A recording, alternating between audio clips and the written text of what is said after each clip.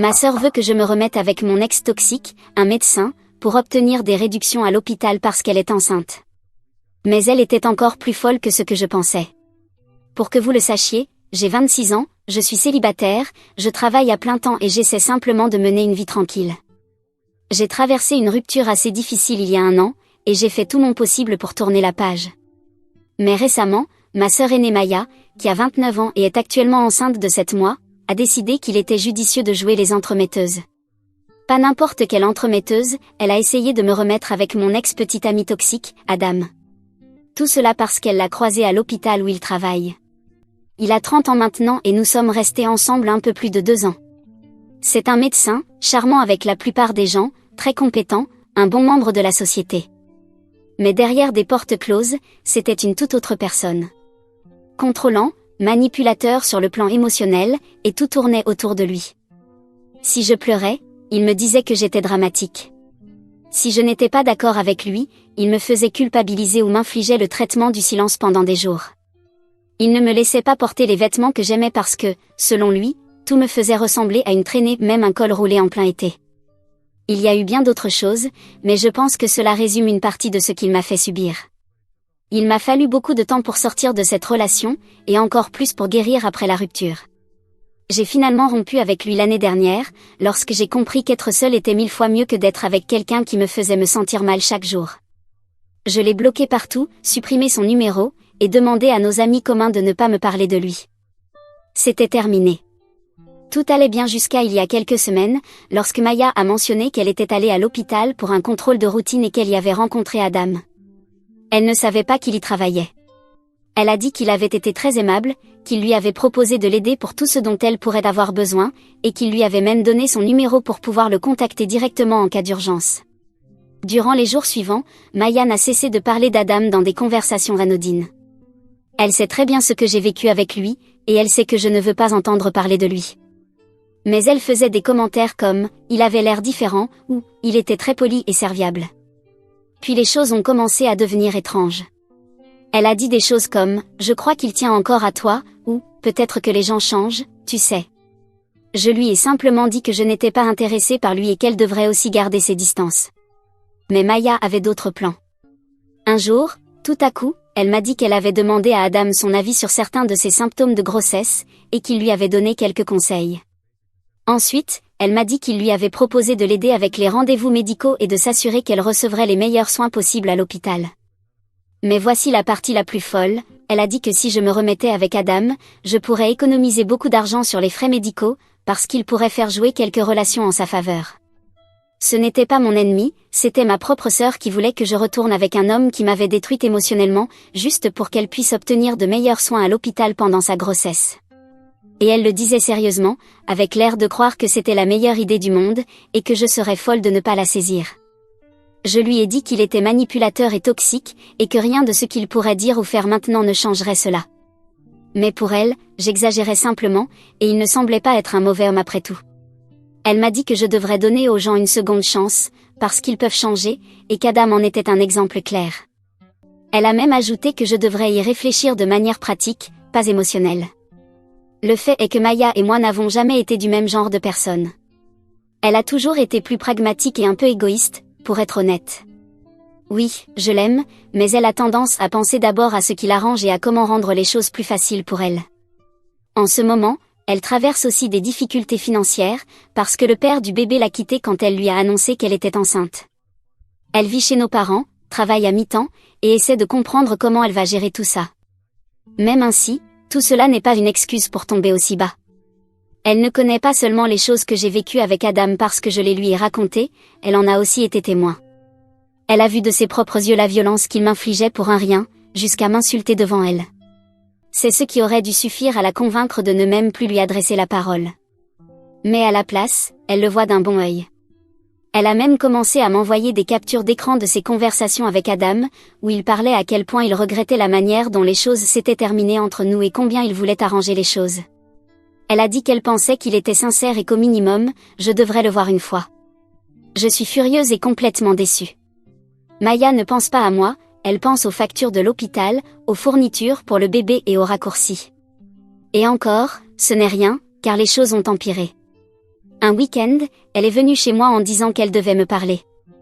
Elle était toute émotive à cause des hormones de grossesse et parce que je ne l'écoutais pas au sujet de cette idée absurde. Elle me répétait que tout était tellement difficile pour elle, en tant que mère célibataire. Elle a dit qu'Adam lui avait déjà permis d'obtenir un rendez-vous plus tôt que ce qu'elle aurait pu normalement avoir, et qu'il avait même proposé de l'aider à couvrir certains frais de laboratoire, si nécessaire.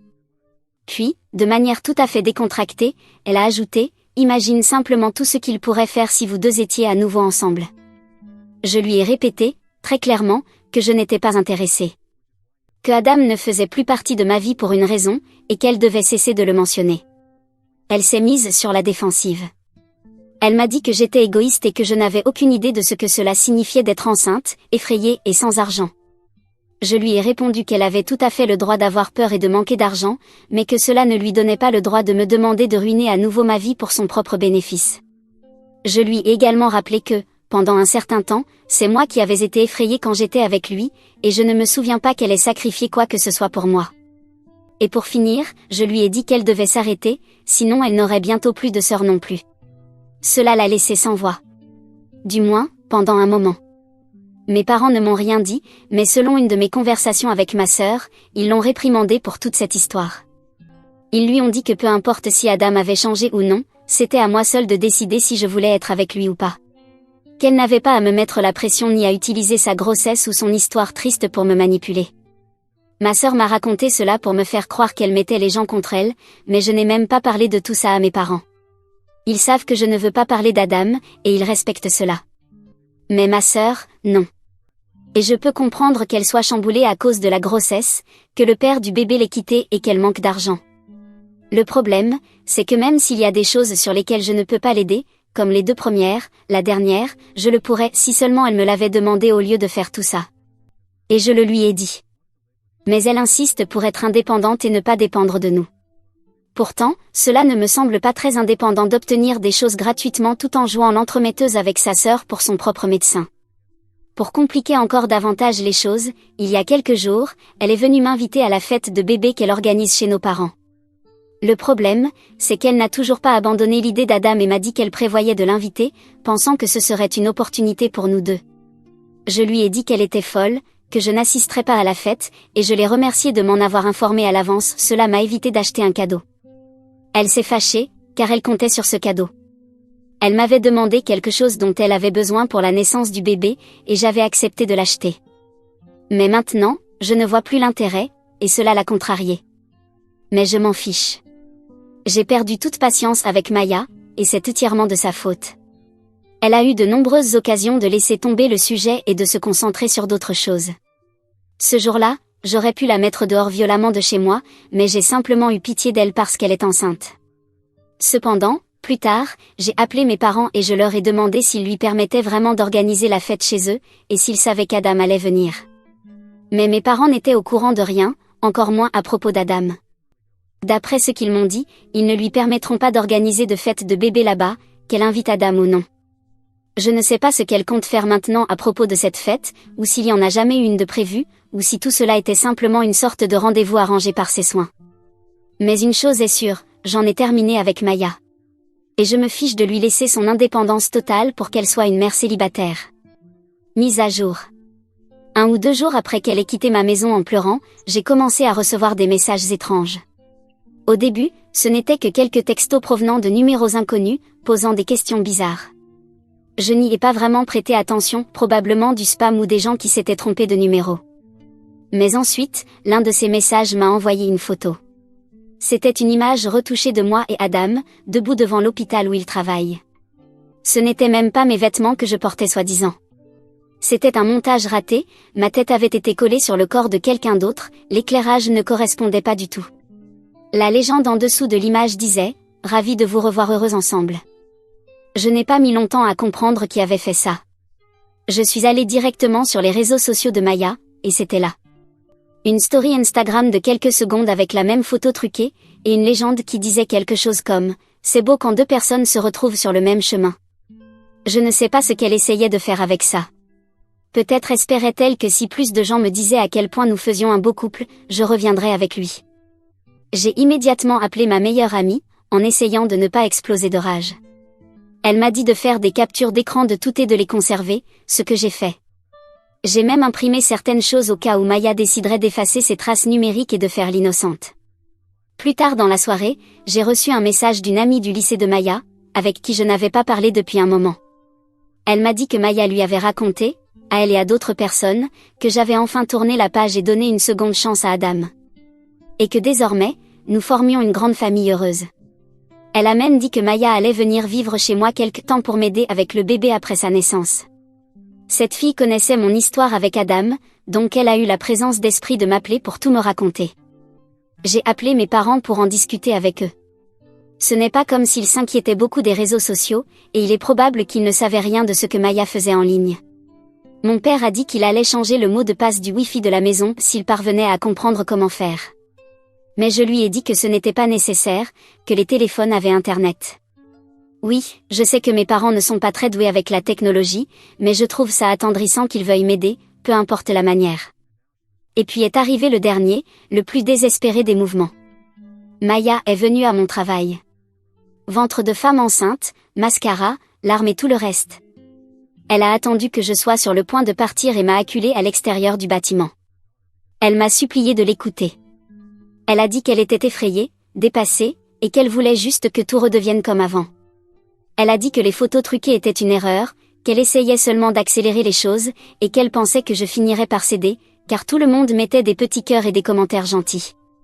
Et que je comprendrais que notre histoire d'amour ne devait pas se terminer, qu'elle pouvait recommencer. Je n'ai même pas pris la peine de lui expliquer à nouveau. Je lui ai simplement dit que je la bloquerais de partout et que si jamais elle refaisait quelque chose de semblable, j'envisagerais de prendre des mesures juridiques. Je passerais d'une aide pour sa grossesse à une plainte officielle, s'il le fallait. Son obsession pour me traîner à nouveau dans ce chapitre sombre de ma vie est désormais impardonnable. Ce n'est pas seulement un manque de respect. C'est dangereux. Je me fiche complètement qu'elle soit une mère célibataire. Je suis épuisée par ces idioties. Et si l'imbécile n'a pas compris les 50 fois où je le lui ai dit, peut-être qu'une plainte lui fera comprendre plus clairement. Après cela, j'ai vérifié toutes mes applications et je les bloquais partout. J'ai modifié mes paramètres de confidentialité. Je suis épuisée, parce que j'ai toujours cru aux secondes chances sauf avec mon ex. J'y ai toujours cru, parce que comme moi, les gens peuvent faire des erreurs. Je ne sais pas, mais ma sœur en a fait trop pour qu'on puisse croire que c'était une erreur honnête. Ça, je ne peux pas le lui pardonner. Ce qui me dérange le plus, c'est que mon ex soit en train de me voler ma sœur, même si ce n'est pas entièrement sa faute. Mes parents ont parlé avec elle. Ma mère m'a appelé aujourd'hui, et ils ont dit qu'il était temps qu'elle arrête de me déranger ou bien elle continuerait, mais ailleurs que sous leur toit. J'apprécie le soutien de mes parents, surtout quand il y a une dispute entre sœurs, car il est difficile d'être pris entre deux enfants. Mais la raison a primé chez eux, et ça me rassure. Quoi qu'il en soit, merci d'avoir lu. Je vais probablement prendre une pause de tout cela maintenant. J'ai beaucoup écrit ces derniers jours entre mes publications et mes réponses aux commentaires. Mise à jour 2. Mon plan était de ne pas publier aussi rapidement. Mais avec Maya qui franchit de plus en plus de limites qu'elle ne devrait pas dépasser, si elle sait ce qui est bon pour elle, elle ne m'a pas vraiment laissé le choix. Après le dernier incident, celui où elle est apparue à mon travail et a essayé de pleurer pour revenir dans ma vie, je pensais qu'elle comprendrait enfin le message. J'ai été claire, je lui ai dit que c'était fini, que j'allais la bloquer, et que tout contact ultérieur me pousserait à prendre des mesures juridiques. Mais il s'avère qu'elle n'a pas pris ça comme un avertissement. Elle l'a pris comme un défi. Peut-être qu'elle se demandait si je disais la vérité avec ma menace et elle a voulu vérifier. Maintenant, elle aura sa réponse. Tout a recommencé avec des petites choses. Des choses étranges et subtiles. J'ai reçu un appel d'une crèche dans mon quartier.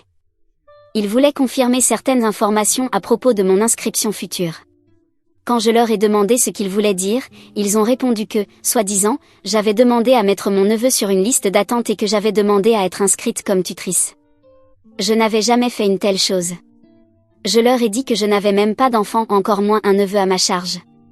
La femme au téléphone avait l'air embarrassée et a dit que quelqu'un avait rempli le formulaire en ligne, mais qu'elle ne pouvait pas donner plus de détails pour des raisons de confidentialité. Je savais que c'était elle. Quelques jours plus tard, un colis est arrivé chez moi, sans nom, sans expéditeur. Juste une boîte en carton remplie de vêtements pour bébé. Et à l'intérieur, une tasse avec l'inscription « Meilleure tante du monde » et un cadre photo. Le cadre contenait une photo de banque d'images, mais à l'arrière, il y avait une note pliée, écrite à la main par Maya. Elle disait quelque chose comme « Tu en auras besoin quand le bébé naîtra ». Ce qui m'a vraiment poussé à bout, c'est ce qui s'est passé ce matin. J'ai reçu un appel du département des ressources humaines. C'était une plainte formelle. Quelqu'un avait contacté l'entreprise en disant que je harcelais une femme enceinte vulnérable et que je menaçais sa sécurité ainsi que celle de son bébé à naître. Ils n'ont pas dit qui avait fait cette plainte, mais pas besoin d'être devin pour savoir que c'était la folle enceinte derrière tout ça. Ce n'est pas comme si j'avais tout un groupe de femmes enceintes qui me détestaient. Il n'y en a qu'une et elle est sérieusement dérangée. La plainte contenait des accusations totalement inventées, disant que j'étais allée chez Maya en pleine nuit, que j'avais crié en public, et même que j'avais proféré des menaces envers le bébé. Rien de tout cela n'est arrivé, car Maya n'a même pas son propre appartement, elle vit toujours chez nos parents. Heureusement, les ressources humaines gèrent ça avec soin et discrétion. Ils m'ont demandé d'écrire une réponse formelle et de fournir toute la documentation que j'avais, ce que j'ai déjà commencé à faire. Je leur ai donné les captures d'écran, les photos du colis qu'elle a envoyé, et même l'histoire de la crèche. Je déteste devoir passer par tout cela juste pour prouver que je ne suis pas une psychopathe alors que c'est elle la vraie folle. Et elle ne peut plus mettre ça sur le dos des hormones. Comme promis, je suis en train de porter plainte. Je ne sais pas si cette fausse plainte aux ressources humaines peut être incluse dans la plainte pour harcèlement, mais rassembler des preuves m'a servi dans les deux cas. Cela pourra également, je l'espère, mettre fin à son comportement, que ce soit par une amende ou des conséquences pénales. La seule chose positive, c'est qu'elle a arrêté de me harceler à propos de mon ex. C'est déjà un souci de moins. Au moins maintenant, elle ne me harcèle plus que pour que je lui pardonne et que je revienne dans sa vie. Je sais que si je le faisais, elle recommencerait immédiatement à faire pression pour Adam. C'est pourquoi je ne lui pardonne pas, bien au contraire, je redouble d'efforts pour l'éloigner de moi. Mais au moins, cela fait du bien de ne pas entendre parler de lui depuis quelque temps. Et oui, une partie de moi se sent toujours mal pour le bébé dans toute cette histoire. Ce pauvre enfant n'est même pas encore né, et il est déjà utilisé comme accessoire pour toutes les idées tordues que sa mère a en tête. Si elle est prête à aller aussi loin simplement pour me manipuler, je n'ose pas imaginer le genre de manipulation mentale qu'elle exercera sur cet enfant une fois qu'il sera né. Je ne peux que ressentir de la pitié pour lui. Parce qu'il a tiré la pire carte dans la loterie des mères. C'est comme s'il ne gagnait pas un prix, mais qu'il allait payer le prix le plus élevé. C'est dire à quel point c'est grave pour lui. Je n'ai pas parlé à mes parents depuis quelques jours. Je ne les ai pas appelés avec ces nouvelles informations, et eux ne m'ont pas appelé non plus. Mais je prévois de le faire bientôt, quand j'aurai un moment de libre. Je voulais juste partager cette mise à jour parce que je sais que certaines personnes m'ont dit de rester vigilante et de documenter tout. Elles avaient raison. Je ne pensais pas que ça irait aussi loin, mais nous y sommes. Merci pour vos conseils. Je fais tout ce que je peux pour me protéger, et je continuerai, peu importe ce qu'elle tente après. Édition, j'ai parlé à mon père après avoir publié, et il m'a dit qu'eux aussi avaient été bien occupés, à mettre ma sœur à la porte. Quand elle a avoué ce qu'elle avait fait aux ressources humaines, je n'avais même pas besoin de leur en parler, parce qu'ils savaient déjà tout et étaient en plein processus pour la chasser de la maison. Ils voulaient aussi me laisser un peu de répit et ne pas m'en parler tout de suite. Mise à jour 3. Il y a quelques jours, je suis rentrée du travail et j'ai trouvé quelqu'un assis sur les marches devant mon immeuble. Il était tard, j'étais fatiguée, je n'attendais personne. Et puis je l'ai vu. Maya, avec un bébé dans les bras. Cela faisait longtemps que je ne l'avais pas vue, ni entendu parler d'elle. J'avais engagé une procédure judiciaire, et cela semblait suffire à faire en sorte que cette femme cesse de me harceler, du moins, pendant une seconde. Pendant une seconde, j'ai cru que je devenais folle. Mais c'était bien réel. La pauvre avait l'air épuisée, bave sur le menton, et semblait ne pas avoir changé de vêtements depuis des semaines. Heureusement, le bébé qu'elle tenait était en meilleur état, emmitouflé dans une couverture et juste un peu frigorifié d'être resté dehors. Je n'ai rien dit, et elle me regardait comme si tout cela était parfaitement normal. Comme si c'était normal d'arriver à l'improviste, un bébé littéralement dans les bras, après des mois de comportement obsessionnel, de mensonges et de harcèlement. Je me suis retournée et je me suis éloignée de la maison. Je ne lui ai pas adressé un mot. J'ai marché jusqu'au bout de la rue, j'ai sorti mon téléphone et j'ai appelé la police. Je sais ce que vous pensez, le pauvre bébé. Mais je crois que c'était la meilleure chose à faire. Ce bébé, que la police le prenne. Je ne savais pas pourquoi elle était venue, mais je n'allais pas le découvrir avant que les policiers arrivent. Quand la police est arrivée, je me suis approchée à nouveau de chez moi. Maya n'a même pas semblé surprise. J'imagine qu'elle savait que c'était une possibilité, que sa sœur appelle les autorités. Elle n'arrêtait pas de répéter qu'elle ne savait pas où aller, que j'étais la seule famille qu'il lui restait, qu'elle avait juste besoin d'aide pour quelques jours. Elle n'a même pas demandé si je voulais rencontrer le bébé. Elle a simplement supposé qu'elle pouvait me le confier, comme si de rien n'était, comme si elle attendait ce moment, comme si nous étions encore sœurs. J'ai tout raconté. Tout. À la police. Pendant ce temps, elle parlait à un autre agent de son côté, pendant qu'un autre policier s'occupait du bébé. Je n'ai pas entendu la plupart de leurs échanges, mais à un moment donné, je l'ai vu pleurer et dire que je tournais le dos à mon propre sang. Finalement, ils ont appelé les services de protection de l'enfance, je crois, et ils l'ont emmené quelque part. Je ne sais pas où. Et je ne veux pas le savoir. Tout ce que je sais, c'est qu'elle n'est plus chez moi. Elle n'a plus accès à moi, et le bébé est en sécurité. Parce que soyons clairs, elle n'allait pas bien. Elle n'était pas stable. Ce bébé n'aurait jamais dû être seul avec elle. Je l'ai vu dans ses yeux. Je l'ai entendu dans sa voix, dans la façon dont elle parlait. Tu ne veux pas que ta mère soit comme ça, ou qu'elle agisse ainsi. Tu ne veux que personne dans cet état-là soit proche d'un bébé. Je ne sais pas si elle voulait me confier son bébé. Je ne sais pas si elle voulait que je m'occupe d'eux ou si elle comptait faire une autre folie. Mais ce que je sais, c'est que je ne l'aurais pas fait.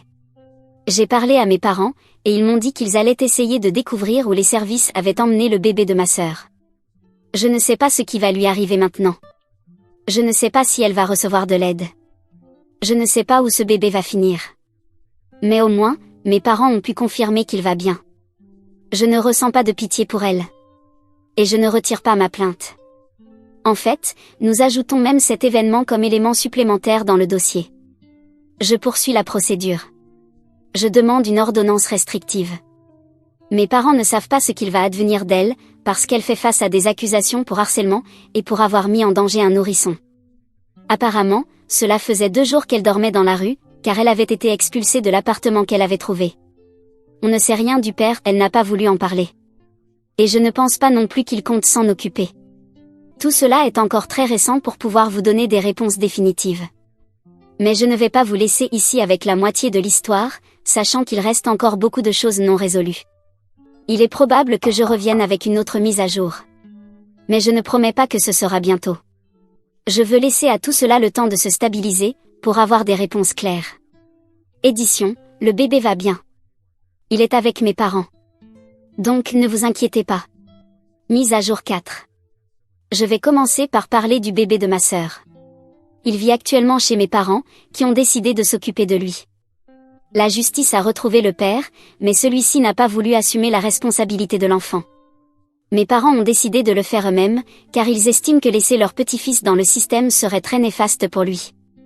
Je sais qu'il y a eu des spéculations disant que le bébé n'était peut-être pas le fils du prétendu père, et que c'est pour cela qu'il ne voulait pas s'en occuper. Mais un test de paternité a démontré qu'il était bien le père biologique. En conséquence, et pour aider mes parents, il devra verser une pension alimentaire à mes parents pour l'enfant. Ce qui concerne ma sœur est un peu plus compliqué. Elle est à 2 doigts d'être envoyée en prison, mais pas pour ce qu'elle a fait cette nuit-là chez moi. Avant d'apparaître chez moi, d'autres choses s'étaient produites, que je n'ai découvertes que bien plus tard. Pour comprendre cela, je dois revenir au moment où j'ai rompu tout contact avec elle. Elle avait cessé de me parler de mon ex, non seulement parce que je lui avais dit que je la bloquerais de partout, mais aussi à cause d'autres choses qui se passaient en arrière-plan. Maya avait conclu un autre arrangement avec Adam. Pendant qu'elle essayait de se réconcilier avec moi, elle couchait avec lui. En échange d'obtenir ce qu'elle voulait 6 mois, je retournais avec lui. Et ils l'ont fait pendant un certain temps. Jusqu'à ce qu'Adam réalise à quel point c'était une erreur terrible de coucher avec une patiente. Il a rompu, mais pas sans avoir déclenché toute l'obsession de ma sœur à son égard. Elle l'a alors dénoncé à l'hôpital où il travaillait, ce qui a entraîné son licenciement, et même la révocation de sa licence médicale. Mais si vous pensez que, pour une fois, ma sœur folle a dirigé son obsession vers quelqu'un qui le méritait, attendez un peu, ce n'est pas fini. Cette nuit-là, pensant qu'elle allait le récupérer ou je ne sais quoi d'autre, c'est la déclaration d'Adam, elle est allée chez lui. Mais tout s'est terminé par des dégâts importants causés dans sa maison. Adam ne sait pas où était le bébé à ce moment-là, mais il existe une théorie selon laquelle ma sœur l'aurait laissé dans une benne à ordures pendant qu'elle lui rendait visite. Et c'est tout cela qui l'a menée en prison. Ce que je trouve complètement fou. Avant, je pensais que ma sœur était instable, voire folle, mais maintenant, il faudrait un autre mot. Au moins, toute cette affaire a conduit à l'abandon de l'enquête des ressources humaines sur moi dans mon entreprise, et à ce que le bébé soit dans un endroit rempli d'amour. Maintenant, ma plainte est dans les limbes. Le juge s'est prononcé en ma faveur, mais il n'y a rien à récupérer du côté de ma sœur. Elle n'a aucun bien. Aucun compte épargne. Pas de voiture. Absolument rien. Mais cela ne me préoccupe pas. Cette plainte a toujours eu pour but qu'elle cesse de faire ce qu'elle faisait. L'argent a toujours été secondaire. Je préférerais que l'argent qu'elle gagnera lorsqu'elle sortira de prison serve à payer la pension alimentaire à mes parents. Mais si elle ne le fait pas, au moins elle devra rembourser la condamnation, et je veillerai à ce que l'argent aille là où il doit aller. J'écris tout cela et je suis stupéfaite de voir à quel point il y avait tant de choses que j'ignorais. Comment ma sœur est-elle passée de vouloir que je me remette avec mon ex, à coucher avec lui, tout en frôlant la folie cette nuit-là? Si je l'avais confrontée ou laissée entrer chez moi, je ne sais pas ce qu'elle aurait fait. M'en être éloignée et avoir appelé la police a été la meilleure décision que j'aurais pu prendre. Je sais que tout le monde ne l'a pas approuvé, parce que je l'ai fait alors qu'elle avait un bébé dans les bras. Mais aujourd'hui, il ne fait plus aucun doute que c'était la meilleure décision pour tout le monde, y compris pour ma sœur, qui n'était pas dans un état sûr pour personne.